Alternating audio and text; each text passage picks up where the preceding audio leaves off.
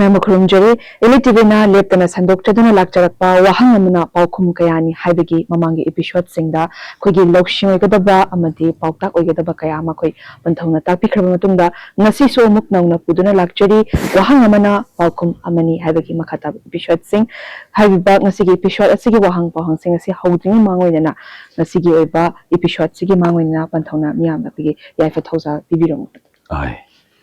Nasigi. Malam thong khuding yoina imung khuding makpo si daba na daba awat palai taba mungayai phabasu oisi masiga loinana poksha wi adi min ubalai ni imai pade masai khoina imai pabu nungsisi maduga loinana pokpani haina pokla aba miyobigi mapokta Ahimba ama oina hingawa ikoi khudimakte aigi imung amadi aigi yumna aigi sagai salai lambam dubo karole kai dubo shaukat hannabgidamak pokpagi mahiyalase hairuba ihei lokshin punamak mahiyanba oirase ingna chikna mangayai phana palase imung khudimakcho Pantong Siki Nazagi Wahangamana Paukum Kani, Havagi episode Sida, Soyam Yaudana, Makatan, Dumata Zanaba Honajagi. Pantawaham the Lactani with Yakosi Haziksi, Imoinu, Mayamna Imoinu, Irat Tony Tolam Kayama, Pantopose, Silakadore, Sigi Mangon and Aquin Imoinu, Latlibase, Si Kari, Marambagi Latkibanatuka Masida Kuna Lachabamatanda, Kari Kari, Tozal, Nijaraga, Kudi Yaifabo, we can have the Pantotan. Equigi, Mete have a follow. Salai Taretki Manung San by Koide Imonu Ibn Toxi Laptop Yade Kautok Pusiade Matam Leva Kivicta Aikoina Ning Singadavade Imonu Ibn Tau Hairivasi Aikoigi Langi Mapuni Siengi Makokni Hiai Punamaki Mapuni Adana Matam Leva Kivicta Aikoina Waxing Tarani 20 Panba Imoinu Ibn Tauxibo Ayuki Punja Taretagi Koi May Hogatuna Sinkan Taretna May Hogatlaga Yosavi Lingduna Ekoi Tauxel Pangtoptuna Imoinu Ibn Taubo Yung Kudimaki Irat Si Langi Mapu Ibn Tau Maitei Puruki Oina Laptop Yade Havase Ekoi Kudimana Masi Mapung Panas Hogat Pamsu Oisi Haidanai Tamjaki Imoinu Irat Pase Ayamba Matam the Kuna Yachanga Kumatam Numidangwaram the Ayamba Katnaraga Maduna Kui Kendo Tariba Maira Habatari Lukatum the Kui Chai Sing Tung of a season. Must Ayuk the Dikapaya with the Pantosi Lady Bagi Kari with it. Equina Imoinu Ibn Tauxi Equina Irat Pase Equina Toram Anu Oina. Mi Kudimak Imung Kudimaki Oina Koi Tauxin the Mai on Sansi Ayuki Pung Taret Haiba Matam Sidegi Ekoi May Hogasi Ayuk Tegi May Hogalaga Imoino Ibn Tauxi Masi Ekoina Latsi Luang Matam Pungama Makai the Su May Hogasi Kuman Matangi Pung Maya Amuk Ekoi Manga Matandasu May Hogatsi Loiraga Pung Mapandasu Ekoi Mayra Kalamsi Utwai Pazana Konjan Taslamsi Imoino Ibentau Ningmada Liglam Chumna Ningsi Nimidang Wairam da Katada Ningada Banate Ayu Yenda Yankong Pangpa Aduna Liglagi Matam Namina talk to Namatam Lagi Ira Tony say Koi Horasi Aduna Yaribamakai Pung Taret Nangansi Pung Tareta Marakatsi Pantoduga Queen Imoinu Irapa Matamda Pachagadoriba Purchasing Imoinu Lapa Matamda Ay Katang Mayamna Kangju Kambiramani Aduba Aina Sukha Ziktam Kangnaba Taxeraki Yosavi ꯃꯈꯣꯡꯁꯤ ꯑꯩꯈꯣꯏꯅ ꯅꯣꯡꯆꯨꯞꯇ ꯑꯃ ꯈꯥꯔꯣꯝꯒꯤ ꯃꯩꯔꯝꯗ ꯑꯃ ꯆꯤꯡꯈꯩꯔꯣꯝꯗ ꯑꯃ ꯌꯣꯠꯁꯕꯤ ꯃꯈꯣꯡꯁꯤ ꯑꯍꯨꯝ ꯂꯤꯡꯁꯤ ꯃꯩꯔꯝ ꯆꯤꯡꯈꯩ ꯅꯣꯡꯆꯨꯞ ꯑꯗꯨꯒ ꯁꯤꯡꯈꯟꯁꯤ ꯑꯩꯈꯣꯏꯅ ꯅꯣꯡꯄꯣꯛꯂꯣꯝꯗꯒꯤ ꯅꯣꯡꯆꯨꯞꯂꯣꯝꯗ ꯏꯟꯁꯤ ꯁꯤꯡꯈꯟ ꯇꯔꯦꯠꯅ ꯃꯩ ꯍꯧꯒꯠꯁꯤ ꯃꯗꯨꯒ ꯂꯣꯏꯅꯅ ꯋꯥꯏ ꯈꯔ ꯃꯩꯈꯥꯡ ꯑꯣꯏꯁꯤ ꯋꯥꯏꯁꯨ ꯑꯩꯈꯣꯏ ꯍꯥꯞꯁꯤ ꯌꯥꯝꯅ ꯐꯖꯅ ꯀꯠꯁꯤ ꯏꯃꯣꯏꯅꯨ ꯏꯕꯦꯟꯊꯧ ꯁꯦꯟꯁꯨ ꯄꯥꯝꯃꯨꯔꯣꯏꯁꯤ ꯃꯇꯝꯁꯨ ꯆꯪꯖꯁꯅꯨ ꯍꯩꯁꯨ ꯍꯩꯍꯧꯁꯤ ꯑꯩꯈꯣꯏꯒꯤ ꯂꯥꯏꯅꯤꯡ ꯊꯧꯔꯝ ꯑꯃꯅꯤ ꯑꯗꯨꯅ ꯏꯔꯥꯠ ꯆꯐꯨ ꯑꯩꯈꯣꯏ ꯂꯩꯕꯥꯛꯀꯤ ꯆꯐꯨꯗ ꯍꯩꯅꯧ ꯃꯅꯥ ꯑꯍꯨꯝꯅ ꯄꯌꯥꯅ ꯇꯧꯔꯒ ꯄꯔꯦꯡ ꯂꯦꯡꯗꯅ ꯃꯅꯨꯡꯗ ꯑꯩꯈꯣꯏꯒꯤ ꯁꯦꯟ ꯃꯌꯦꯛ ꯆꯥꯟꯗꯤ ꯑꯃ ꯏꯁꯤꯡ ꯈꯤꯇꯪ ꯍꯥꯞꯄꯒ ꯑꯩꯈꯣꯏꯒꯤ ꯆꯦꯡ ꯑꯉꯧꯕ ꯑꯉꯥꯡꯕ ꯑꯃꯨꯕ ꯃꯔꯨ ꯑꯃꯃꯝ ꯂꯐꯣꯏ ꯃꯁꯥ ꯑꯃ ꯑꯩꯈꯣꯏꯅ ꯂꯐꯣꯏ ꯑꯃ ꯀ꯭ꯋꯥ ꯃꯔꯨ ꯑꯃ ꯃꯅꯥ ꯑꯃ ꯑꯩꯈꯣꯏ ꯍꯥꯞꯄꯒ ꯏꯔꯥꯠ ꯆꯐꯨ ꯁꯛꯑꯁꯤ ꯃꯗꯨꯒꯤ ꯃꯇꯨꯡ ꯇꯥꯔꯛꯄꯗ ꯍꯩꯔꯥꯡ ꯈꯌꯣꯝ ꯍꯥꯏꯕ ꯑꯃ ꯑꯩꯈꯣꯏꯅ ꯀꯟꯕꯤꯁꯤꯗ ꯂꯥꯇꯣꯟ ꯊꯥꯔꯁꯤ ꯆꯦꯡ ꯈꯨꯖꯣꯛ ꯑꯍꯨꯝ ꯑꯩꯈꯣꯏ ꯍꯥꯞꯄꯁꯤ ꯆꯦꯡ ꯑꯁꯤꯅ ꯑꯩꯈꯣꯏꯅ ꯍꯥꯞꯄꯛꯄ ꯃꯇꯝꯗ ꯆꯦꯡ ꯑꯁꯨꯝꯅ ꯀꯠꯁꯤ ꯑꯣꯏꯔꯣꯝꯗꯒꯤ ꯌꯦꯠꯂꯣꯝꯗ ꯂꯩꯁꯜꯂꯒ ꯑꯍꯨꯝꯂꯛ ꯁꯨꯕꯗ ꯃꯌꯥꯏꯗ ꯑꯩꯈꯣꯏꯅ ꯆꯦꯡꯁꯤ ꯂꯤꯊꯍꯟꯁꯤ ꯈꯨꯖꯣꯛ ꯑꯍꯨꯝ ꯂꯥꯁꯤꯒꯤ ꯇꯪꯈꯥꯏꯁꯤꯒꯤ ꯂꯥꯔꯨꯝꯁꯤꯒꯤ ꯇꯪꯈꯥꯏꯗ ꯑꯩꯈꯣꯏꯅ ꯌꯦꯠꯂꯣꯝꯗ ꯑꯩꯈꯣꯏꯒꯤ ꯌꯨꯕꯤ ꯊꯝꯃꯁꯤ ꯑꯣꯏꯔꯣꯝꯗ ꯂꯐꯣꯏ ꯂꯐꯥꯡ ꯊꯝꯃꯁꯤ ꯍꯩꯔꯥꯡ ꯈꯌꯣꯝꯒꯤ ꯀ꯭ꯋꯥ ꯃꯅꯥ ꯑꯃ ꯃꯔꯨ ꯑꯃ ꯑꯩꯈꯣꯏ ꯂꯥꯔꯩ ꯇꯥꯔꯒ ꯍꯥꯞꯄꯁꯤ ꯍꯩ ꯃꯅꯝ ꯅꯥꯏꯕ ꯑꯃ ꯍꯥꯞꯄꯁꯤ ꯑꯁꯨꯝꯅ ꯍꯩꯔꯥꯡ ꯈꯌꯣꯝ ꯑꯃ ꯁꯦꯝꯃꯁꯤ ꯑꯊꯦꯟꯄꯣꯠ ꯑꯃ ꯑꯩꯈꯣꯏꯅ ꯈꯖꯤꯛꯇꯪ ꯂꯨꯃꯥꯏ ꯑꯃꯗ ꯁꯦꯝꯃꯁꯤ ꯂꯨꯃꯥꯏꯗꯣ ꯀꯥꯞ ꯑꯃ ꯈꯤꯇꯪ ꯍꯦꯟꯕꯅ ꯌꯥꯅꯤ ꯌꯥꯝ ꯆꯥꯎꯅ ꯁꯦꯝꯗ꯭ꯔꯒꯁꯨ ꯂꯥꯅ ꯀꯣꯏꯁꯜꯂꯁꯤ ꯂꯨꯃꯥꯏꯁꯤ ꯀꯣꯏꯁꯜꯂꯕ ꯃꯇꯨꯡꯗ ꯑꯩꯈꯣꯏꯅ ꯀꯣꯝꯄ꯭ꯔꯦꯛ ꯄꯦꯔꯨꯛ ꯌꯥꯏꯉꯪ ꯄꯥꯟ ꯁꯤꯡ ꯑꯂꯨ ꯍꯋꯥꯏ ꯃꯈꯜ ꯃꯈꯜ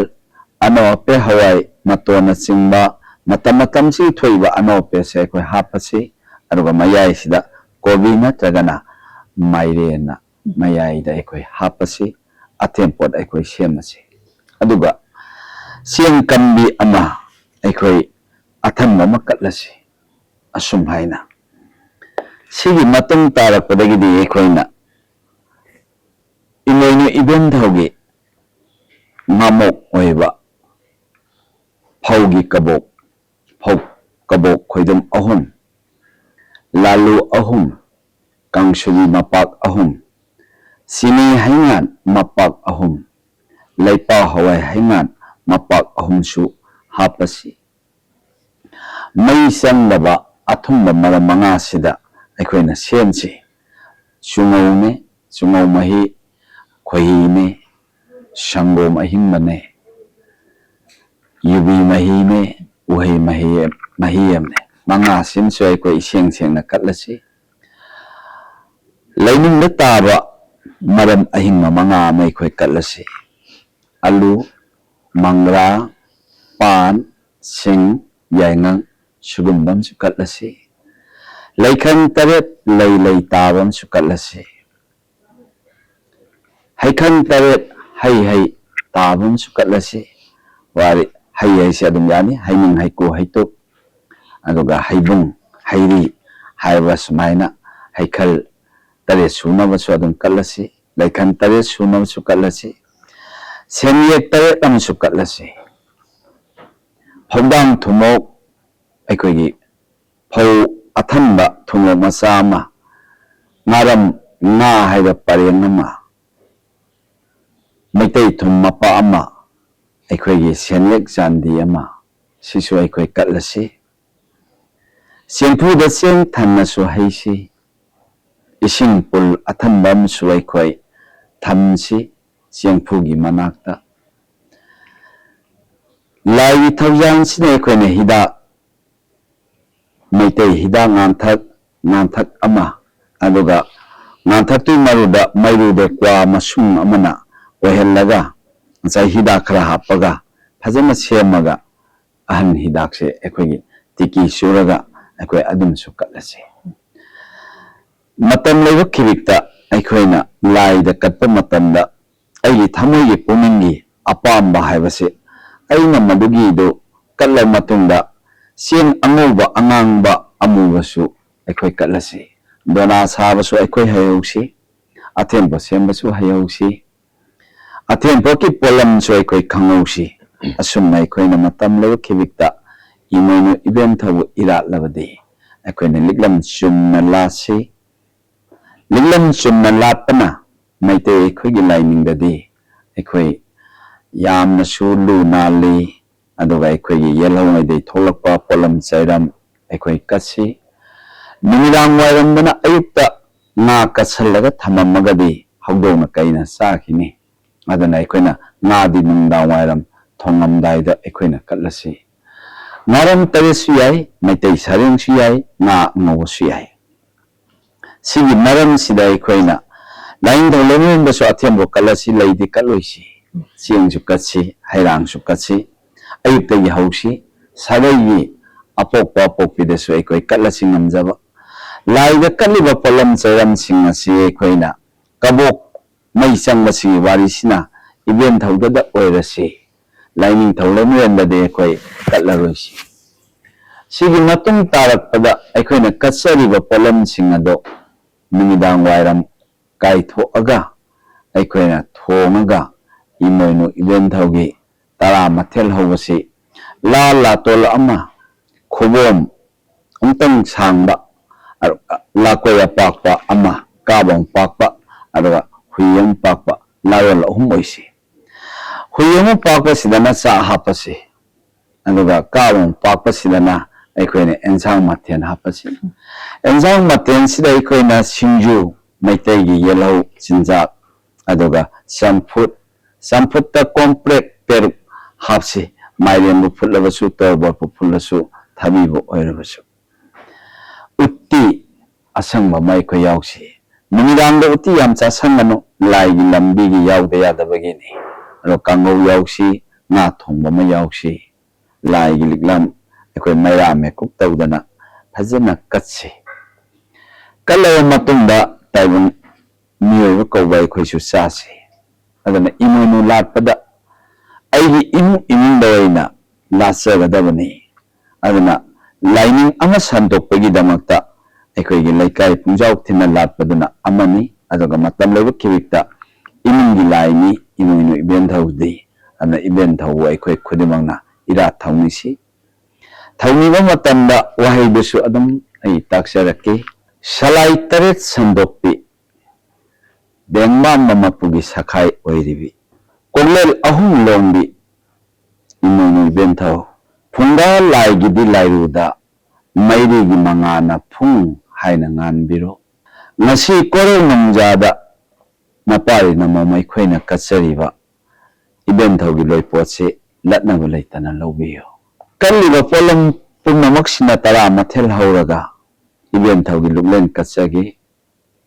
ꯁꯤꯡꯈꯝ ꯇꯔꯦꯠꯅ ꯃꯩ ꯍꯧꯒꯠꯆꯕꯅꯤ ꯁꯦꯟꯒꯤ ꯌꯥꯏꯒꯤ ꯃꯄꯨꯅꯤ ꯏꯃꯣꯏꯅꯨ ꯏꯕꯦꯟꯊꯧ ꯑꯋꯥꯠꯄ ꯂꯩꯇꯕ ꯄꯤꯕꯤꯌꯨ ꯆꯥꯗꯦ ꯂꯩꯇꯦ ꯍꯥꯏꯅ ꯃꯤꯒꯤ ꯊꯣꯡꯖꯤꯟꯗ ꯂꯦꯞꯍꯟꯕꯤꯒꯅꯨ ꯏꯃꯨꯡ ꯃꯅꯨꯡ ꯆꯤꯛꯅ ꯏꯪꯅ ꯄꯥꯜꯍꯟꯕꯤꯌꯨ ꯈꯣꯏꯔꯥꯡ ꯈꯣꯏꯁꯥꯎꯅꯕ ꯇꯧꯍꯟꯕꯤꯅꯨ ꯃꯩꯍꯧ ꯂꯥꯡꯄꯣꯛ ꯃꯥꯜꯍꯟꯕꯤꯒꯅꯨ ꯅꯨꯡꯉꯥꯏꯕ ꯌꯥꯏꯐꯕ ꯆꯥꯕ ꯊꯛꯄ ꯋꯥꯠꯇꯕ ꯆꯥꯗꯣꯟꯗꯕ ꯐꯤꯗꯣꯟꯗꯕ ꯑꯣꯏꯍꯟꯕꯤꯌꯨ ꯁꯤꯃꯅ ꯍꯥꯏꯔꯕꯒꯤ ꯇꯨꯡꯗ ꯅꯁꯥꯒꯤ ꯄꯨꯛꯅꯤꯡꯒꯤ ꯑꯄꯥꯝꯕ ꯑꯃꯨꯛ ꯍꯥꯏꯕꯤꯔꯣ ꯑꯗꯨꯒ ꯌꯥꯝꯅ ꯋꯥꯍꯩꯗꯣ ꯀꯥꯎꯊꯣꯛꯈꯤꯒꯗꯕ ꯂꯩꯔꯒꯗꯤ ꯁꯤꯗꯕꯒ ナꯗꯕꯒ ꯋꯥꯠꯇꯕꯒ ꯑꯍꯨꯝ ꯄꯤꯕꯤꯌꯨ ꯍꯥꯏꯔꯒ ꯃꯁꯤꯅ ꯂꯣꯏꯅꯃꯛ ꯁꯨꯞꯄꯅꯤ ꯑꯗꯨꯅ ꯏꯃꯣꯏꯅꯨ ꯏꯕꯦꯟꯊꯧ ꯄꯨꯅꯦꯝꯕꯁꯤ ꯏꯃꯣꯏꯅꯨ ꯏꯃꯥ ꯍꯥꯏꯔꯣꯏꯁꯤ ꯏꯃꯣꯏꯅꯨ ꯏꯕꯦꯟꯊꯧ ꯍꯥꯏꯁꯤ ꯑꯩꯈꯣꯏꯅ ꯆꯥꯕ ꯊꯛꯄ ꯄꯨꯛꯂꯣꯏ ꯂꯣꯏꯔꯦ ꯍꯥꯏꯔꯒ ꯐꯨꯡꯒꯥ ꯂꯥꯏꯔꯨꯕꯨ ꯐꯖꯅ ꯃꯍꯤꯡ ꯃꯔꯥꯡ ꯊꯝꯗꯅ ꯐꯖꯅꯃꯛ khomdan tasalaga waikupna phajana yomsillaga aikoigi mairam me kukkatlaga imonu benthau lengsinbesi panthoi pana takpada areino ahumno u threi asumna haibiram imonu lengsinbiraba madugi imonu lengsinbiraba lora matungda nongalaga utwaiduna aikoigi haikhong laikhongda hapchanbiu mahi marong shumnaba olakpa sahida su katpa ngamnaba asumnai tamjagi imonu ibenthau latse ring phangdaba laiba ngamdaba sing haitare kattaba yadabagi yamna lairaba imung singdadi laiba ngamjadaba singyuniti nga macha ama to oisu katningda ade karam-karamba nga makhalase katlagadi koide hena yaifaba oigani haibado asi sisu khangingba swaida pagana na chakhoda pawta review aikoina nsaigi summi bana laina semapada laaba leitaba haiba sisu leitabdi nate adu yariba makai laigi thabak sidadi aikoi lairaba sa sum thaidopase aikoi tawroise sahi ama watlingaidagi imoino ibenthau waksingi tarani thoini panba haibase leirabani aduna aikoina mi khudimak lupa samagi mapu aini lisingi mapu aini sara henba haibase kasu oiroi adu aikoina laidadi laithoisi ada maitai sareng se dong katsi adu loinana maitai sareng ni tanja chadana laikhoina phangauda taragana nga angobam katsi adi nga angoba adagi laigi polam chairam mayamdo leijadaba mak oiragana aikoigi phunga lairu mai hogalaga aikoina saga do sengbu khaktaga thongadaba enjang do kalaga mathang sahidadi katpangam jage handaki sahidi khatang katsarage haibasu adum yai aduna aina ngasi isa mayamba namu taibang aikhoida leite haraga aikhoida lairaba saaga sum thaidoknaba honabasina miyoiba aikhoise laise kalaga chalai miga laiga se naksinnarakte lai haiba laisina di miyoiba bu nungaina yaifana pirage sahi yama yumanungda amutang thokpa nasaigi waksing tarani thoini panba imoinu ibenthauda aikhoina leitabani haraga thaidoknabaga thabakse aikoi tawroisi ngasisu namit lairi khajitang aikhoina wattanaba honahausi haidana ai masi yamna kalhaningwadagi haijabani ibendo iratase masi chahi khudingi leptana mayamna dumak tawdaba yadaba thawdangi hairagadi adum pangthoiba ado imoinuda mitsidai khogi chak thongba lerba matungda imoinuda kachai nimitidadi aseng amang yam khaidoaga mayek sena atapu yanga phengdoaga thonge chakhunda ado imoinu gi nimitsi nataba atopa matam singdadi ayamba imung singda sa thongjanbagumba sigumba jum jan yamna yetsan totsanaraga adum sizinnabasu adum oi nimitsi khaktangda imoinu iratpa nimitsi khaktangda sengbasina akoi da pukingda seng jadaba amalai sisna akoida yamna kairakadaba haibetare imung amada sumaina aseng amang khairagasu nimitsi khaktangda iratlaga atai matamdana adum hinjang se adum pangthongda thongjanbaje isamda samjannabaje sisina kam kairakadagi pantu am kaigre haibudi khoina sakshan habani sakshan sigi mapu sikana no hairapa matamda imoinu ibenthau laiba mafamne yum hairagana kanagi mayum haida laing thaulai marengi mafamne aduma ibudawgi hairagana akhoi singkhai laisangne anu matam leba khibikta akhoi maitai yumban yam phajabane maitai gi yumban se akhoi na sum thaidong naba akhoi na numai yai phabase lokpa hitabagi mahi loba hitabadagi akhoi lekha tara ini aduma imenu ibendawgi saksangda sa thongba yade karigumba sa thongba taragadi maki masagi masugi nungai yai phaba tangkhalakpa matamda akhoi na thaigini aduna ojawai thak mangani imoinu ibendhaudadi saksangdadi akhoi sa yaringai thongbigano haiba wahaise ai masi haigi mahut laina sinda khotpa ai sinjaramaroi aduna ꯆꯥꯛꯁꯪꯗ ꯁꯥ ꯊꯣꯡꯕꯤꯒꯅꯨ ꯁꯤꯃ ꯑꯩ ꯇꯝꯖꯒꯦ ꯑꯗꯨꯒ ꯂꯣꯏꯅꯅ ꯁꯤꯒꯤ ꯃꯇꯨꯡ ꯇꯥꯔꯛꯄ ꯃꯇꯝꯗ ꯑꯩꯈꯣꯏꯅ ꯅꯨꯡꯇꯤꯒꯤꯁꯨ ꯑꯩꯈꯣꯏꯁꯦ ꯀꯠꯂꯤ ꯏꯃꯣꯏꯅꯨ ꯏꯕꯦꯟꯊꯧꯗ ꯈ꯭ꯋꯥꯏ ꯌꯥꯅꯍꯟꯕ ꯀꯠꯂꯤ ꯑꯗ ꯏꯃꯣꯏꯅꯨ ꯏꯕꯦꯟꯊꯧꯗ ꯀꯠꯄꯁꯤꯗ ꯇꯥꯏꯕꯪ ꯃꯤꯑꯣꯏꯕ ꯍꯥꯏꯕ ꯑꯩꯈꯣꯏꯁꯤꯅ ꯈꯪꯗꯕ ꯍꯩꯇꯕ ꯑꯃꯁꯨꯡ ꯂꯥꯏꯊꯣꯛꯄꯁꯦ ꯈꯥꯕꯩ ꯃꯇꯣꯟꯅ ꯑꯦꯟꯖꯥꯡ ꯂꯧꯕꯒꯨꯝꯕ ꯏꯃꯣꯏꯅꯨꯗ ꯏꯕꯦꯟꯊꯧꯒꯤꯅꯤ ꯍꯥꯏꯔꯗꯤ ꯈꯥꯕꯩ ꯃꯇꯣꯟꯅ ꯆꯥꯛ ꯈꯤꯇꯪ ꯀꯣꯠꯂꯒ ꯉꯁꯥꯏ ꯂꯥꯁꯦꯠ ꯃꯆꯥ ꯑꯃꯗꯒ ꯍꯦꯛ ꯀꯠꯄꯒꯨꯝꯕ ꯑꯗꯒꯤ ꯄ꯭ꯂꯦꯠꯇꯒ ꯍꯦꯛ ꯀꯠꯄꯒꯨꯝꯕ ꯌꯥꯝ ꯇꯧꯏ ꯑꯗꯨꯒꯨꯝꯕꯗꯣ ꯑꯩꯈꯣꯏꯅ ꯇꯧꯒꯅꯨ ꯃꯇꯝ ꯂꯩꯕꯛꯀꯤꯕꯤꯛꯇ ꯑꯩꯈꯣꯏꯅ ꯃꯩꯇꯩꯒꯤ ꯆꯥꯛꯆꯥꯁꯤ ꯌꯥꯝ ꯅꯥꯟꯕꯅꯤ ꯌꯥꯝꯅ ꯂꯨꯕꯅꯤ ꯏꯃꯣꯏꯅꯨ ꯏꯕꯦꯟꯊꯧꯒꯤ ꯆꯥꯛ ꯈꯖꯤꯛꯇꯪ ꯐꯖꯅ ꯃꯇꯨꯝ ꯇꯥꯁꯟꯕꯤꯔꯒ ꯑꯩꯈꯣꯏ ꯂꯥꯏꯔꯨꯛ ꯆꯟꯅ ꯀꯠꯁꯤ ꯉꯥꯃꯛꯇ ꯑꯣꯏꯔꯁꯨ ꯃꯇꯣꯡ ꯐꯖꯕ ꯑꯃ ꯂꯧꯈꯠꯁꯤ ꯉꯥ ꯃꯍꯤ ꯀꯠꯂꯣꯏꯁꯤ ꯑꯗꯨꯒ ꯏꯔꯣꯟꯕꯃꯛꯇ ꯑꯣꯏꯔꯒꯁꯨ ꯈꯤꯇꯪ ꯃꯄꯨꯡ ꯐꯥꯅ ꯀꯠꯁꯤ ꯏꯃꯣꯏꯅꯨꯒꯤ ꯄꯨꯈꯝ ꯇꯣꯉꯥꯟꯁꯤ ꯃꯤꯅ ꯆꯥꯁꯟꯗꯕ ꯏꯃꯣꯏꯅꯨꯒꯤ ꯊꯛꯀꯗꯕ ꯏꯁꯤꯡ ꯇꯣꯉꯥꯟꯁꯤ ꯑꯗꯨꯒ ꯂꯣꯏꯅꯅ ꯋꯥꯍꯩꯁꯨ ꯆꯥꯛ ꯆꯥꯔꯝꯗꯥꯏꯅꯤ ꯑꯗꯨꯕꯨ ꯊꯕꯛ ꯏꯪꯈꯥꯡ ꯑꯣꯏꯔꯁꯨ ꯏꯕꯦꯟꯊꯧ ꯆꯤꯟꯗꯝꯕꯤꯔꯁꯤ ꯉꯁꯤ 10 ꯃꯊꯦꯜꯁꯤ ꯂꯠꯅꯗꯅ ꯂꯧꯕꯤꯌꯨ ꯉꯁꯤꯒꯤ 10 ꯃꯊꯦꯜ ꯍꯧꯔꯒ ꯏꯃꯣꯏꯅꯨ ꯏꯕꯦꯟꯊꯧꯒꯤ ꯀꯠꯄ ꯉꯝꯃꯤ ꯁꯨꯃꯥꯏꯅ ꯀꯣꯔꯧ ꯅꯨꯡꯖꯥ ꯈꯨꯗꯤꯡꯒꯤ ꯀꯠꯄ ꯉꯝꯖꯒꯦ ꯑꯗꯨꯒ ꯅꯁꯨ ꯅꯆꯥ ꯑꯩꯈꯣꯏꯁꯨ ꯑꯃꯨꯛ ꯆꯥꯖꯔꯒꯦ ꯌꯦꯃꯧꯅꯕ ꯂꯩꯍꯟꯕꯤꯅꯨ ꯆꯥꯔꯨ ꯊꯛꯎꯕꯗ ꯄꯟꯗꯅ ꯁꯤꯕ ꯅꯥꯕ ꯇꯧꯍꯟꯕꯤꯅꯨ ꯍꯥꯏꯗꯅ ꯑꯩꯈꯣꯏꯅ ꯁꯤꯗꯩꯗ ꯑꯣꯏꯖꯒꯦꯅ ꯈꯣꯏꯔꯝꯕꯗ ꯂꯣꯏ ꯌꯥꯏ ꯑꯗꯨꯅ ꯃꯇꯝ ꯂꯩꯕꯛꯀꯤꯕꯤꯛꯇ ꯏꯃꯣꯏꯅꯨ ꯏꯕꯦꯟꯊꯧꯒꯤ ꯂꯤꯛꯂꯝ ꯆꯨꯝꯅ ꯍꯦꯛ ꯀꯠꯂꯤꯕ ꯏꯃꯨꯡ ꯑꯗꯨ ꯁꯦꯟ ꯋꯥꯠꯂꯣꯏ ꯅꯨꯡꯉꯥꯏ ꯌꯥꯏꯐꯅꯤ ꯃꯆꯥ ꯃꯁꯨ ꯅꯨꯡꯉꯥꯏꯕꯗ ꯀꯩꯔꯥꯛ ꯊꯥꯒꯅꯤ ꯏꯃꯣꯏꯅꯨꯕꯨ ꯃꯤꯔꯥꯏꯔꯕꯗꯤ ꯑꯩꯈꯣꯏꯅ ꯂꯥꯛꯀꯗꯕ ꯁꯦꯟꯁꯦ ꯂꯥꯛꯇꯤ ꯂꯥꯛꯀꯅꯤ ꯁꯤꯗꯤ ꯁꯤꯔꯣꯏ ꯏꯃꯣꯏꯅꯨ ꯅꯤꯡꯗ꯭ꯔꯁꯨ ꯑꯗꯨꯕꯨ ꯉꯁꯥꯏꯒꯤ ꯁꯦꯡꯒꯥꯎ ꯃꯅꯨꯡ ꯍꯣꯕ ꯍꯥꯏꯗꯅ ꯂꯥꯛꯄꯒ ꯆꯠꯈꯤꯕꯒ ꯑꯗꯨ ꯈꯨꯄꯥꯏ ꯁꯦꯟ ꯏꯇꯨꯡ ꯇꯨꯡꯗꯕꯩꯗꯣ ꯑꯣꯏꯔꯛꯀꯅꯦꯅ ꯑꯩꯅ ꯏꯃꯣꯏꯅꯨ ꯏꯕꯦꯟꯊꯧ ꯂꯥꯠꯂꯒꯗꯤ ꯁꯦꯟ ꯇꯨꯡꯒꯅꯦꯅ ꯑꯩ ꯄꯥꯎ ꯑꯁꯨꯝꯅ ꯇꯝꯖꯒꯦ ꯑꯩꯈꯣꯏꯅ ꯀꯣꯔꯧ ꯑꯉꯥꯟꯕꯗ ꯀꯠꯆꯔꯤꯕ ꯍꯩꯔꯥꯡ ꯂꯩꯔꯥꯡꯁꯤꯡꯁꯦ ꯁꯤꯗ ꯑꯩꯈꯣꯏꯒꯤ ꯂꯩ ꯍꯦꯛꯄꯗ ꯏꯔꯨꯖꯗ꯭ꯔꯤꯉꯩ ꯃꯃꯥꯡꯗ ꯍꯦꯛꯄꯁꯦ ꯇꯧꯍꯣꯏꯕ꯭ꯔꯥ ꯅꯠꯇ꯭ꯔꯒ ꯏꯔꯨꯖ ꯃꯇꯨꯡꯗ ꯍꯦꯛꯄꯁꯤꯅ ꯍꯦꯟꯅ ꯑꯩꯈꯣꯏꯒꯤ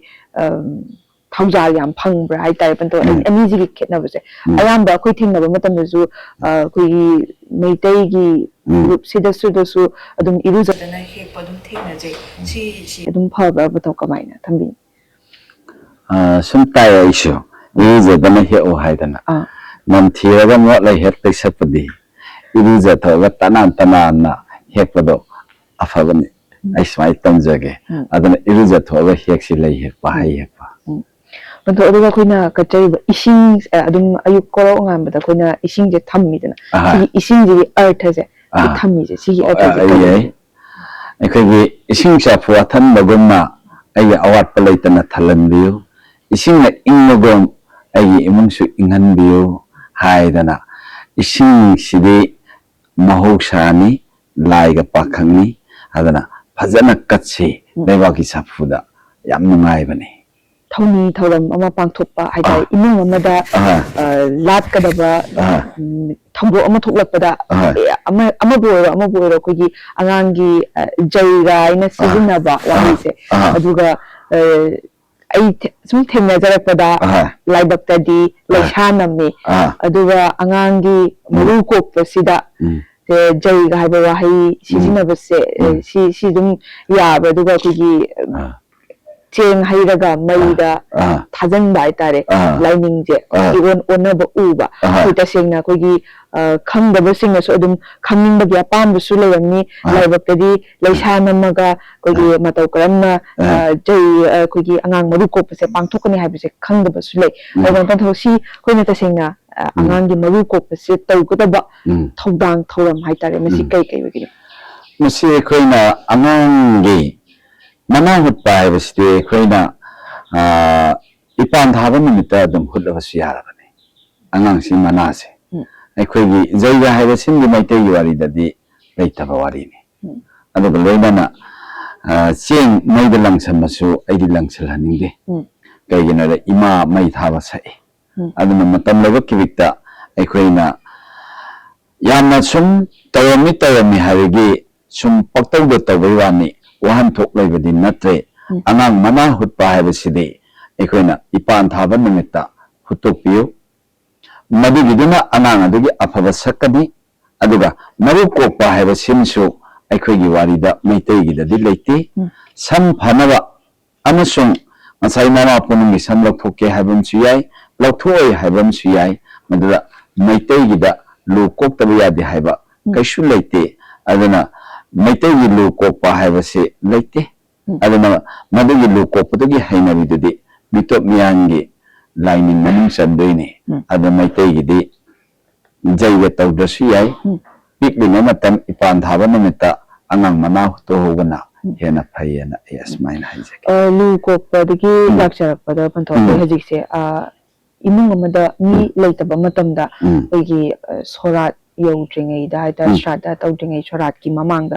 ꯃꯔꯨ ꯀꯣꯛꯄ ꯑꯗꯨꯝ ꯌꯥꯎꯋꯦꯕ ꯁꯤꯁꯦ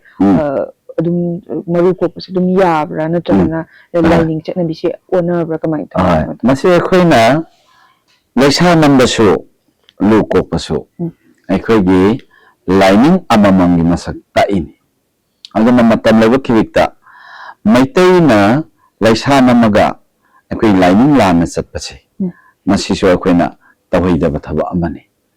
ꯃꯩꯇꯩꯒꯤ ꯂꯩꯁꯥ ꯅꯝꯈ꯭ꯔꯕꯗꯤ ꯃꯩꯇꯩꯒꯤ ꯂꯥꯏꯁꯣꯟꯗ ꯑꯗꯨꯃꯛ ꯃꯄꯨꯡ ꯑꯣꯏꯍꯟꯒꯗꯕꯅꯤ ꯑꯗꯨꯒ ꯃꯤ ꯂꯩꯇꯕ ꯃꯇꯝꯗ ꯑꯩꯈꯣꯏꯅ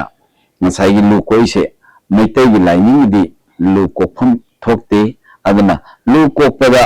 ꯑꯗꯨꯅ ꯀꯣꯛꯊꯛꯇ ꯂꯦꯟ ꯇꯥꯏ ꯍꯥꯏꯗꯅ ꯑꯋꯥꯕ ꯅꯪꯉꯤ ꯍꯥꯏꯅꯕ ꯃꯩꯇꯩꯒꯤ ꯄꯥꯎꯔꯧꯗ ꯂꯩ ꯑꯗꯨꯅ ꯑꯇꯣꯞꯄ ꯐꯨꯔꯨꯞꯀꯤ ꯂꯥꯏꯅꯤꯡꯅ ꯃꯔꯨ ꯀꯣꯛꯄꯗꯤ ꯀꯣꯛꯆꯁꯅꯨ ꯃꯩꯇꯩ ꯑꯩꯈꯣꯏꯒꯤꯗꯤ ꯂꯨ ꯀꯣꯛꯀꯗꯕ ꯂꯩꯇꯦ ꯀꯔꯤꯒꯨꯝꯕ ꯃꯗꯨꯗ ꯂꯨ ꯍꯦꯛ ꯀꯣꯛꯎꯔꯒꯅ ꯃꯩꯇꯩ ꯂꯥꯏꯅꯤꯡ ꯍꯥꯠꯂꯒ ꯉꯁꯥꯏ ꯃꯤꯇꯣꯞꯀꯤ ꯂꯥꯏꯅꯤꯡꯕꯨ ꯑꯩꯈꯣꯏꯅ ꯁꯧꯒꯠꯄ ꯁꯛꯏ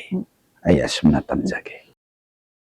ꯁꯤꯕꯒꯤ ꯔꯣꯝꯗ ꯂꯥꯛꯑ ꯃꯇꯨꯡꯗ ꯄꯨꯟꯁꯤ ꯂꯩꯄꯨꯟ ꯁꯦꯝꯕꯒꯤ ꯃꯇꯥꯡꯗ ꯑꯃꯨꯛ ꯂꯥꯛꯆꯔꯛꯄꯗ ꯍꯧꯖꯤꯛꯁꯦ ꯑꯌꯥꯝꯕ ꯑꯗꯨꯝ ꯃꯇꯝꯒꯤ ꯃꯇꯨꯡ ꯏꯟꯅ ꯑꯍꯣꯡꯕ ꯂꯥꯛꯄꯒꯤ ꯃꯇꯨꯡ ꯏꯟꯅ ꯑꯩꯈꯣꯏ ꯐꯣꯟꯗ ꯁꯣꯁꯤꯌꯦꯜ ꯃꯦꯗꯤꯌꯥꯗ ꯑꯗꯨꯝ ꯃꯌꯥꯝ ꯊꯣꯛꯂꯛꯄ ꯑꯗꯨꯝ ꯊꯦꯡꯅꯖꯩ ꯄꯟꯊꯧ ꯃꯁꯤꯗ ꯑꯩꯈꯣꯏꯒꯤ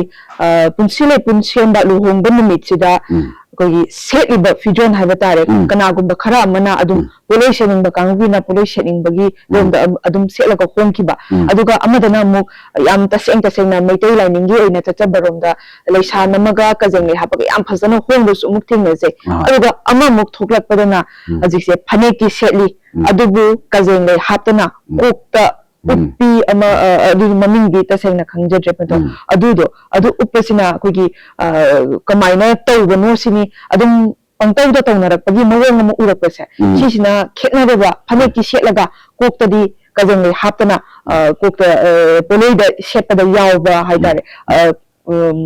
ꯀꯣꯛꯀꯤ ꯂꯩꯇꯦꯡ ꯑꯗꯨ ꯍꯥꯞꯄꯦꯕ ꯁꯤꯁꯦ ꯑꯗꯨꯝ ꯏꯌꯥꯟꯗ ꯌꯥꯟꯖꯟꯅꯔ ꯄꯪꯁꯦꯠꯇ ꯁꯦꯠꯄꯁꯦ ꯁꯤꯁꯤꯅ ꯈꯦꯠꯅꯕꯁꯦ ꯀꯃꯥꯏꯅ ꯊꯝꯕꯤꯕꯅꯣ ꯑꯩꯈꯣꯏꯅ ꯑꯍꯜ ꯂꯃꯟ ꯄꯥꯟꯗꯕ ꯑꯗꯨꯒ ꯑꯩꯈꯣꯏꯅ ꯌꯨꯝꯕꯥꯜ ꯍꯩꯇꯕ ꯑꯗꯨꯒ ꯏꯅꯤꯡꯈꯥ ꯌꯥꯝ ꯇꯧꯕ ꯑꯗꯨꯅ ꯆꯩꯉꯥꯛꯂꯣꯒꯤ ꯃꯔꯨꯝ ꯊꯨꯞꯇꯕ ꯂꯣ ꯂꯩꯇꯕ ꯍꯥꯏꯕꯁꯦ ꯃꯩꯇꯩ ꯑꯩꯈꯣꯏꯒꯤ ꯏꯁꯥꯗ ꯊꯣꯛꯏ ꯑꯗꯨꯅ ꯇꯧꯍꯩꯕ ꯊꯕꯛ ꯑꯃꯠꯇ ꯅꯠꯇꯦ ꯃꯔꯝꯗꯤ ꯀꯔꯤꯒꯤꯅꯣ ꯍꯥꯏꯕꯗ ꯑꯩꯈꯣꯏꯅ ꯐꯦꯁꯜ ꯍꯥꯏꯕꯁꯦ ꯄꯌꯥ ꯌꯥꯕ ꯅꯠꯇꯦ ꯂꯨꯍꯣꯡꯕ ꯍꯥꯏꯅ ꯑꯩꯈꯣꯏꯅ ꯂꯨꯍꯣꯡꯉꯤꯁꯦ ꯄꯨꯟꯁꯤ ꯂꯩꯄꯨꯟ ꯍꯥꯏꯁꯦ ꯊꯋꯥꯏ ꯃꯔꯨ ꯊꯥꯕꯅꯤ ꯑꯅꯧꯕ ꯊꯋꯥꯏ ꯑꯃ ꯄꯨꯊꯣꯛꯀꯗꯧꯔꯤꯕꯅꯤ ꯌꯨꯝꯕꯥꯜꯂꯤꯕ ꯅꯨꯄꯥ ꯅꯨꯄꯤ ꯑꯅꯤꯗꯨꯅꯅꯤ ꯑꯩꯈꯣꯏꯅ ꯄꯨꯊꯣꯔꯛꯀꯗꯧꯔꯤꯕ ꯏꯆꯥꯁꯦ ꯏꯆꯥ ꯑꯁꯤꯅꯅꯤ ꯑꯩꯈꯣꯏꯒꯤ ꯈꯨꯜ ꯆꯥꯎꯊꯣꯛꯍꯟꯒꯗꯧꯔꯤꯕ ꯑꯗꯨꯒ ꯑꯩꯈꯣꯏꯒꯤ ꯃꯩꯇꯩꯒꯤ ꯂꯥꯏ ꯑꯃꯁꯨꯡ ꯑꯇꯣꯞꯄꯒꯤꯕꯨ ꯑꯣꯏꯔꯁꯨ ꯂꯥꯏꯅꯤꯡꯁꯦ ꯁꯨꯝ ꯁꯟꯇꯣꯔꯛꯀꯗꯣꯏꯁꯦ ꯑꯗꯨꯅ ꯑꯩꯈꯣꯏꯅ ꯉꯁꯥꯏꯒꯤ ꯐꯅꯦꯛ ꯁꯦꯠꯄ ꯍꯥꯏꯕꯁꯤꯃꯅ ꯀꯖꯦꯡꯂꯩ ꯍꯥꯞꯄꯁꯤꯃꯅ ꯃꯩꯇꯩꯒꯤ ꯂꯥꯏꯅꯤꯡ ꯃꯁꯛ ꯇꯥꯛꯑꯦ ꯃꯩꯇꯩ ꯃꯁꯛ ꯇꯥꯛꯑꯦ ꯂꯩꯁꯥ ꯅꯝꯕꯁꯤꯅ ꯃꯁꯤꯒꯤ ꯃꯇꯨꯡ ꯇꯥꯔꯛꯄꯗ ꯑꯩꯈꯣꯏꯅ ꯄꯣꯠꯂꯣꯏ ꯁꯦꯠꯂꯤꯁꯤꯅ ꯃꯩꯇꯩ ꯂꯥꯏꯅꯤꯡ ꯅꯠꯇꯕ ꯍꯤꯟꯗꯨ ꯂꯥꯏꯅꯤꯡ ꯃꯁꯛ ꯇꯥꯛꯆꯔꯦ ꯒꯣꯕꯤꯟꯗ ꯏꯕꯨꯡꯉꯣ ꯅꯤꯡꯕꯤꯔꯨꯕ ꯑꯩꯈꯣꯏꯒꯤ ꯔꯙꯥ ꯀ꯭ꯔꯤꯁꯅꯒꯤ ꯃꯔꯨꯝ ꯊꯨꯞꯄꯗ ꯒꯣꯕꯤꯟꯗꯒꯤꯗꯃꯛꯇꯗꯤ ꯑꯩꯈꯣꯏꯒꯤ ꯂꯝꯗꯝꯗ ꯃꯁꯛ ꯇꯥꯛꯑꯦ ꯉꯁꯥꯏꯒꯤ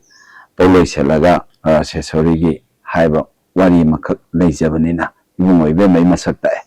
ꯑꯇꯣꯞꯄ ꯂꯝꯗꯗꯤ ꯄꯣꯠꯂꯣꯏꯁꯤ ꯂꯩꯔꯝꯃꯣꯏ ꯑꯗꯨꯕꯨ ꯑꯩꯈꯣꯏꯒꯤ ꯃꯩꯇꯩ ꯂꯥꯏꯅꯤꯡꯒꯤ ꯃꯅꯨꯡ ꯆꯜꯂꯒꯗꯤ ꯑꯁꯤꯒꯨꯝꯕ ꯉꯁꯥꯏꯒꯤ ꯃꯅꯤꯄꯨꯔꯗ ꯂꯩꯕ ꯃꯩꯇꯩꯅ ꯍꯤꯟꯗꯨ ꯆꯠꯄꯁꯤꯡꯒꯤ ꯂꯥꯏꯒꯤ ꯂꯥꯏꯁꯛ ꯑꯃ ꯄꯣꯠꯂꯣꯏ ꯁꯦꯠꯄꯁꯤꯅ ꯃꯁꯛ ꯇꯥꯛꯑꯦ mayam manaram dogba mande atopa aikogi lairiba Radha Krishna na Radhana poloi setpase atopa lamdari selam do mande Manipur gi khak oiram do male Maitei Hindu singe amasung maduga loinana laing thauninba aikogi Manipur gi Hindu satpasingi oiram madaba oigane na ai thajajai hai basina ngasai poloi selagana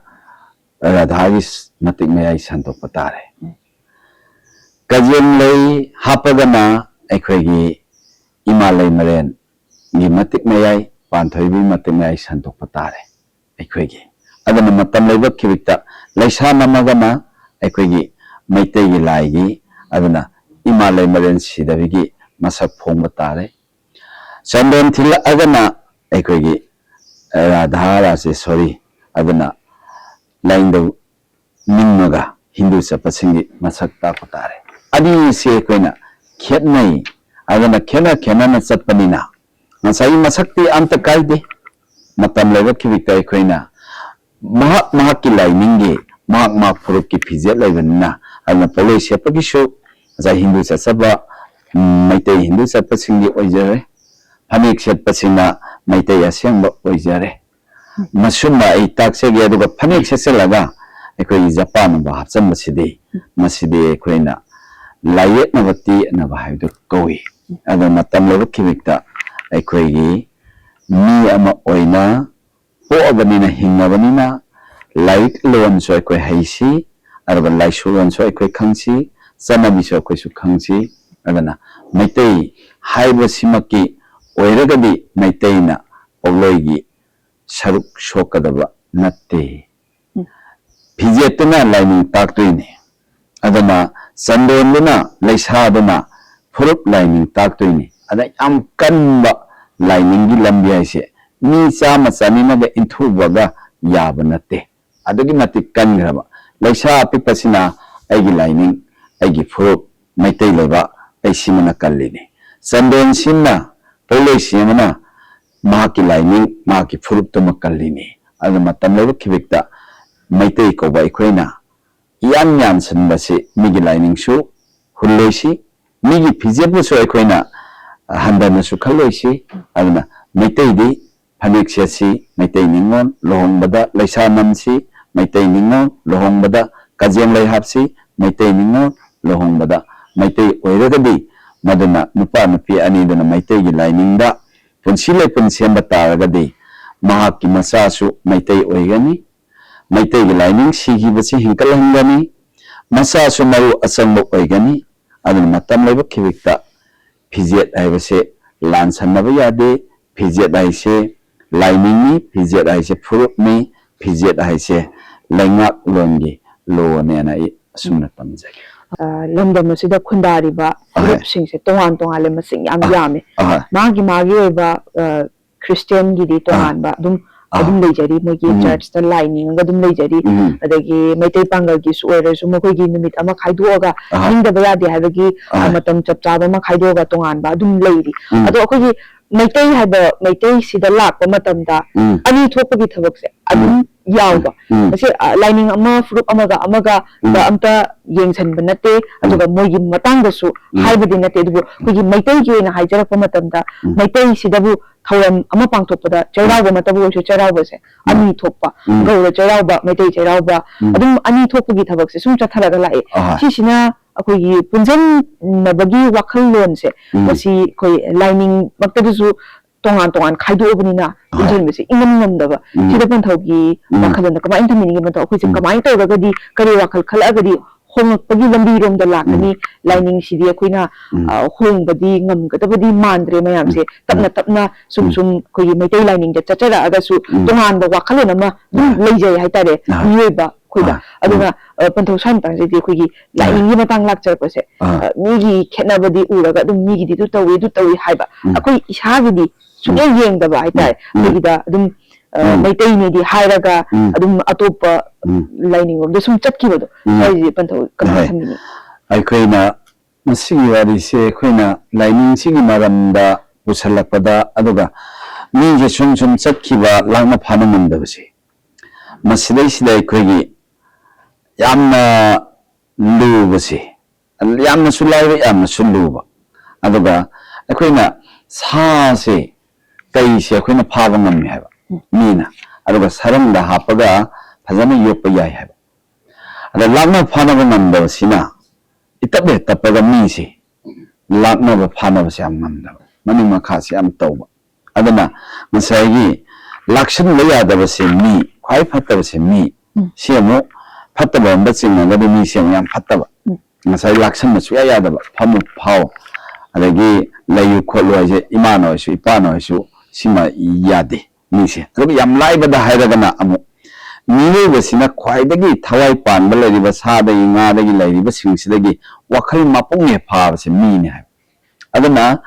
meite khoina wakhal se mapung pha se aina haiba su lawi da yai aduga kada go na haiba su law da yai kaigina da wakhal mapung pha di ai meite ni haiba sida adum loire aduga ai imun da kai latli lain thau latli sida adum wakhal ta ba yare aigi yuma amana aibu konsalaga thami aigi salai amana aibu konsalaga thami mangang luang khuman moirang angong khangan ba sarang laisang them haiga salai tare sina ai maitai ne se adam masakta abane masina aikoina ani thongai masakshu aikoi leite maitai da angang pokagi pan thabada le laison Numidanga Swesti Sonambagi Kasulate Agi Lohonga Matanda Punsilepun Aduga Masai Sonapung Haraga Lore Masir Subabi Bahai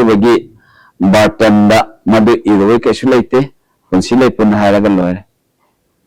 Taiwan Sibada Lam Thoram Haraga Lore Atopa Sada Havana Simba Migi Maron Yaudaba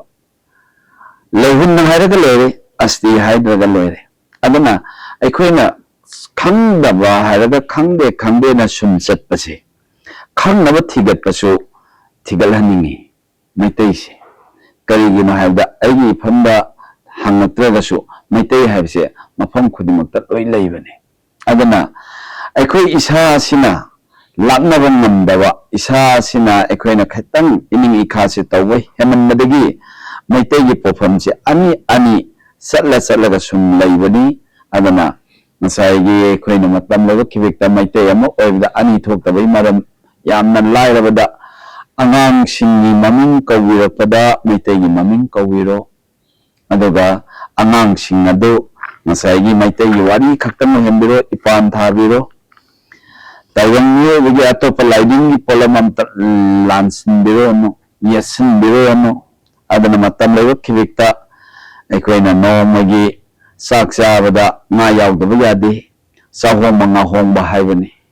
anu matam lewa kibikta maitei ni haibase isana isabu maitei oirawa matamda kana gumbiyentana lakshaba sungamoy adu ani su thoknai masa leite miyoiba aikoina sum lairikti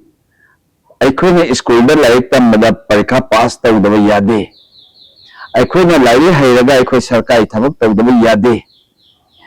aikoina lairi hairaga ai lalolitik tawdaba yade mina setpa dress aigi dress so aigi pijam setaba yade mina siba sana lupa laina simba aishu sanai mapu oidaba yade aina mapu oidaba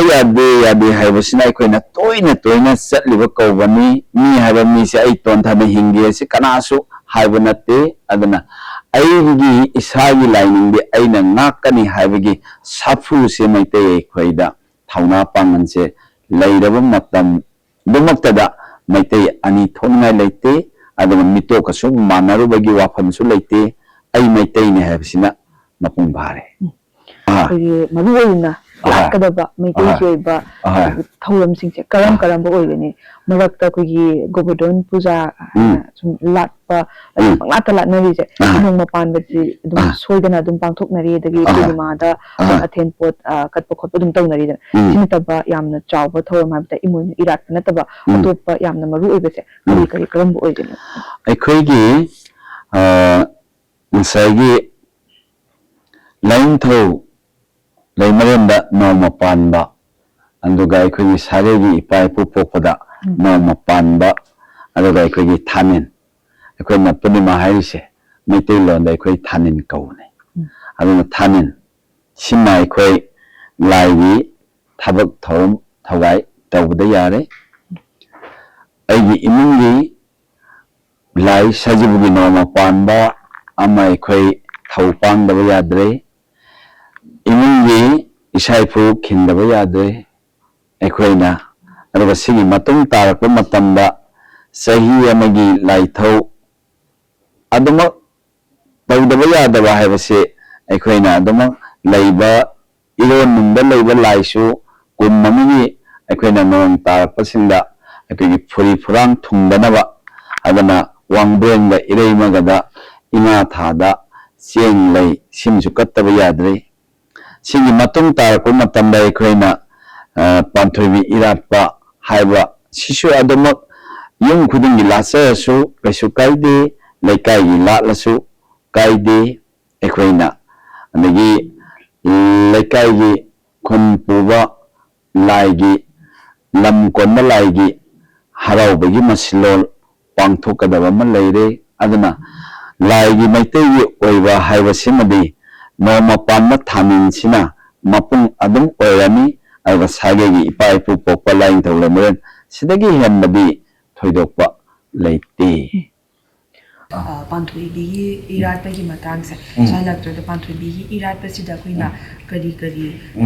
ꯊꯧꯅꯤ ꯅꯤꯍꯧꯕꯗꯤ ꯌꯥꯏ ꯑꯗꯨꯒ ꯀꯔꯤ ꯀꯔꯤ ꯀꯠꯆꯒꯗꯕꯅꯤ ꯑꯩꯈꯣꯏꯅ ꯄꯥꯟꯊꯣꯏꯕꯤ ꯏꯃꯥ ꯍꯥꯏꯕꯁꯦ ꯄꯥꯟꯊꯣꯏꯕꯤ ꯏꯃꯥꯁꯤꯗꯤ ꯑꯩꯈꯣꯏꯒꯤ ꯑꯗꯨꯝ ꯌꯥꯝꯅ ꯑꯩꯈꯣꯏꯒꯤ ꯀꯠꯆꯕ ꯌꯥꯏ ꯍꯥꯏꯕꯗꯤ ꯀꯩꯒꯤꯅꯣꯗ ꯏꯃꯥꯅ ꯄꯣꯔꯛꯄ ꯁꯥꯌꯣꯟꯁꯦ ꯌꯥꯝ ꯌꯥꯝꯕ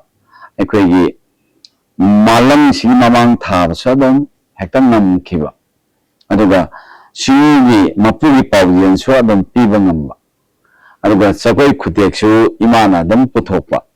ꯑꯗꯒꯤ ꯁꯩꯍꯦꯛ ꯁꯩꯗꯥ ꯂꯤꯛꯂꯝꯁꯦ ꯌꯥꯝꯅ ꯄꯨꯊꯣꯛꯏ ꯏꯃꯥꯁꯦ ꯑꯗꯨꯅ ꯃꯇꯝ ꯂꯩꯕ ꯈꯤꯕꯤꯛꯇ ꯂꯧꯁꯤꯡꯁꯨ ꯌꯥꯏ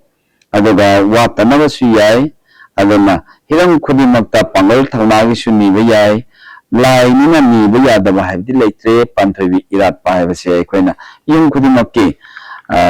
ꯃꯦꯔꯥꯏ ꯅꯣꯡꯃ ꯄꯥꯟꯕꯗꯒꯤ ꯑꯗꯨꯝ ꯅꯣꯡꯃꯈꯛ ꯑꯗꯨꯝ ꯂꯥꯠꯄꯅꯁꯨ ꯄꯨꯅꯤꯡꯖꯕꯁꯨ ꯑꯗꯨꯝ ꯌꯥꯏ ꯄꯥꯟꯊꯣꯏꯕꯤ ꯏꯃꯥꯒꯤ ꯃꯇꯤꯡ ꯃꯌꯥꯏꯁꯤ ꯑꯗꯨꯝ ꯁꯤꯡꯊꯥꯅꯕ ꯌꯥꯝ ꯌꯥꯏ ꯏꯃꯥꯁꯦ ꯂꯝ ꯈꯔꯗ ꯄꯥꯟꯊꯣꯏꯕꯤ ꯏꯔꯥꯠꯄ ꯌꯥꯗꯕ ꯖꯒꯥ ꯌꯥꯎꯕꯁꯦ ꯁꯤ ꯀꯩ ꯍꯥꯏꯗꯤ ꯃꯩꯇꯩꯗꯤ ꯑꯗꯨꯝ ꯇꯥꯕ ꯖꯒꯥꯁꯤꯗ ꯑꯗꯨꯒ ꯄꯥꯟꯊꯣꯏꯕꯤ ꯏꯔꯥꯠꯄ ꯌꯥꯗꯕ ꯃꯤꯁꯦ ꯑꯗꯨꯝ ꯆꯍꯤ ꯀꯨꯝꯗꯨꯃꯒꯤ ꯑꯗꯨꯝ ꯃꯤꯁꯦ ꯃꯊꯪ ꯂꯩꯈꯤꯗꯕ ꯑꯗꯨꯝ ꯌꯥꯎꯋꯦ ꯁꯤ ꯀꯩꯒꯤ ꯑꯣꯏꯒꯗꯣꯏꯅꯣ ꯑꯗꯨꯗꯤ ꯂꯝꯗꯨꯕꯨ ꯀꯣꯟꯕ ꯂꯥꯏ ꯂꯩꯔꯝꯒꯅꯤ ꯑꯗꯨꯅ ꯍꯥꯏꯔꯤꯕ ꯂꯝꯗꯨꯕꯨ ꯀꯣꯜꯂꯤꯕ ꯂꯥꯏꯁꯤꯗꯒꯤ ꯍꯦꯟꯇꯣꯛꯇꯕ ꯑꯩꯈꯣꯏꯒꯤ ꯆꯠꯅꯕꯤ ꯍꯥꯏꯕ ꯑꯃ ꯂꯩꯔꯝꯒꯅꯤ ꯑꯗꯨꯅꯅꯤ ꯑꯩꯈꯣꯏꯅ ꯄꯨꯁꯤꯟꯕ ꯌꯥꯗꯦ ꯂꯝꯁꯤ ꯀꯣꯜꯂꯤꯕ ꯂꯥꯏꯁꯤ ꯑꯣꯏꯅ ꯂꯥꯠꯀꯗꯕꯅꯤ ꯍꯥꯏꯕꯁꯤ ꯑꯩꯈꯣꯏꯅ ꯃꯥꯒꯤ ꯆꯠꯅꯕꯤꯗꯨꯒꯤ ꯀꯥꯈꯜꯗꯣ ꯋꯥꯡꯃ ꯆꯠꯂꯨꯕꯗꯨꯗ ꯑꯩꯈꯣꯏꯒꯤ ꯆꯠꯅꯕꯤꯗꯨꯒꯤ ꯋꯥꯡꯃ ꯆꯠꯂꯤ ꯇꯧꯍꯩꯗꯦ ꯍꯥꯏꯅ ꯂꯥꯏꯒꯤ ꯇꯧꯍꯩꯗꯕ ꯊꯕꯛ ꯇꯧꯒꯅꯨ ꯍꯥꯏꯕꯒꯤ ꯆꯩꯈꯜꯂꯣꯟ ꯑꯣꯏꯔꯝꯒꯅꯤ ꯃꯗꯨꯁꯨ ꯑꯗꯨꯅ ꯆꯠꯅꯕꯤ ꯍꯥꯏꯕꯁꯦ ꯑꯩꯈꯣꯏꯅ ꯈꯔ ꯉꯥꯛꯄꯁꯨ ꯑꯗꯨꯝ ꯐꯩ ꯃꯁꯤꯒꯤ ꯏꯄꯤꯁꯣꯠ ꯑꯁꯤꯒꯤ ꯃꯇꯥꯡꯁꯤꯗ ꯂꯣꯏꯁꯤꯟꯖꯅꯕꯒꯤ ꯇꯥꯟꯖꯥꯗꯨ ꯂꯧꯖꯒꯦꯗꯨ ꯂꯣꯏꯁꯤꯟꯗ꯭ꯔꯤꯉꯩ ꯃꯥꯡꯑꯣꯏꯅꯅ ꯃꯊꯧꯅ ꯂꯣꯏꯁꯤꯜꯂꯛꯄꯒꯤ ꯑꯩꯈꯣꯏꯒꯤ ꯃꯤꯠꯌꯦꯡ ꯇꯥꯕꯤꯔꯤꯕ ꯃꯌꯥꯝ ꯄꯨꯝꯅꯃꯛꯇ ꯂꯣꯏꯁꯤꯜꯂꯛꯄꯒꯤ ꯊꯧꯖꯥꯜ ꯑꯃꯇꯪ ꯄꯤꯕꯤꯌꯨ ꯉꯁꯥꯏꯒꯤ ꯏꯃꯥ ꯏꯆꯥꯁꯤꯡꯅ ꯏꯃꯣꯏꯅꯨ ꯏꯕꯦꯟꯊꯧ ꯏꯔꯥꯠꯄ ꯃꯇꯝꯗ ꯑꯌꯨꯛꯀꯤ ꯄꯨꯡ 8 ꯁꯤꯗ ꯑꯩꯈꯣꯏꯅ ꯉꯟꯅ ꯍꯧꯒꯠꯂꯒ ꯂꯥꯏꯅꯤꯡꯊꯧ ꯂꯩꯃꯔꯦꯟꯒꯤ ꯑꯊꯦꯟꯄꯣꯠ ꯀꯠꯄ ꯁꯤꯡꯈꯩ ꯂꯥꯏ ꯏꯄꯥ ꯏꯄꯨ ꯄꯣꯛꯄꯒꯤ ꯑꯊꯦꯟꯄꯣꯠ ꯀꯠꯄ ꯐꯨꯡꯒꯥ ꯂꯥꯏꯔꯨꯒꯤ ꯑꯊꯦꯟꯄꯣꯠ ꯀꯠꯄꯅꯆꯤꯡꯕꯁꯤꯁꯨ ꯑꯩꯈꯣꯏꯅ ꯀꯠꯃꯤꯟꯅꯔꯁꯤ ꯃꯩꯇꯩ ꯑꯩꯈꯣꯏꯒꯤ ꯂꯥꯏ ꯃꯩꯇꯩ ꯑꯩꯈꯣꯏꯅ ꯁꯥꯐꯣꯡꯃꯤꯟꯅꯔꯁꯤ ꯑꯗꯨꯅ ꯃꯩꯇꯩ ꯑꯩꯈꯣꯏꯗꯤ ꯃꯍꯧꯁꯥ ꯍꯥꯏꯕ ꯂꯥꯏꯁꯤꯕꯨ ꯑꯩꯈꯣꯏꯗꯤ ꯅꯤꯡꯕꯅꯤ ꯃꯍꯧꯁꯥꯅ ꯄꯨꯊꯣꯛꯄ ꯄꯣꯠꯂꯝ ꯆꯩꯔꯝ ꯑꯩꯈꯣꯏꯅ ꯏꯕꯦꯟꯊꯧꯗ ꯀꯠꯂꯁꯤ ꯉꯥꯍꯣꯡꯕ ꯆꯥꯍꯣꯡꯕ ꯍꯥꯏꯕꯅꯤꯅ ꯑꯩꯈꯣꯏ ꯉꯥꯁꯨ ꯀꯠꯂꯁꯤ ꯑꯗꯒꯤ ꯃꯩ ꯊꯥꯜꯂꯛꯄ ꯃꯇꯝꯗ ꯑꯩꯈꯣꯏꯅ ꯃꯩ ꯊꯥꯟꯕꯁꯦ ꯏꯕꯨꯡꯒꯤ ꯂꯥꯏꯅꯤꯡꯊꯧ ꯂꯩꯃꯔꯦꯟ ꯀꯠꯂꯁꯤ ꯏꯃꯥ ꯂꯩꯃꯔꯦꯟ ꯀꯨꯔꯨꯝ ꯁꯤꯗꯕꯤꯒꯤꯁꯨ ꯀꯠꯂꯁꯤ ꯑꯁꯤꯕꯩꯁꯨ ꯀꯠꯂꯁꯤ ꯊꯣꯡꯖꯤꯟꯒꯤꯁꯨ ꯀꯠꯂꯁꯤ thong khudumaki katlasi mairasi aduga yumgi aikoigi suthek mari kaubru wangbram marjing thangjing katlasi maira isum lairembigi katlasi yanakha paudabigi katlasi aduga hogdong chakthabangi katlasi maiba phidagi mafamda maira katlasi sigi matung tabada ikonda mairam kalurasi singkhaida mairam kalurasi konthonda maira yedama oyama katlasi aduna khwaidagi aikoina katpada maira si maira ahingba hairagadi aikoina usan natragana khoiru haibasi aikoi katsi aduna khoiru na yaringe aikoi katnaba honasi masi masu aikoi phare are usan gi katke hairagana masai taret simai khoigi katsi aduga masing yamakpadadi usan dadi amumut khiba yai aduna ngasai khoiru thangmai se katlasi malem taiwan nipung khudimak pokpane haidana aikhoise pokla abanina mi haiba mi kauba aikhoise lem manghalloise mi kauba aikhoina lamnamaki mapu oisi yuma amagi mapu oisi salai amagi mapu oisi